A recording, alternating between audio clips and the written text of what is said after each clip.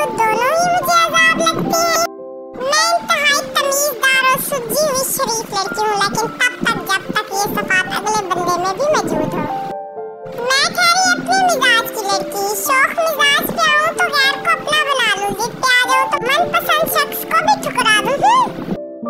हम यूँ भी किसी का एहतराम नहीं किया करते, अगर ज़मीर न माने तो सलाम भी नहीं किया करते। गरूर तो होगा साहिब, अकलौती बेटी हूँ अपने माँ बाप की, बाबा की तो जान दूँ। ज़मीन पर रहती हूँ मगर आसमान जैसी हूँ, मैं नरम दिल की लड़की चट्टान जैसी हूँ। दुनिया की ठोकरों ने उसे समझदार बना दिया, वरना वो घर की सबसे लाडली बेटी थी।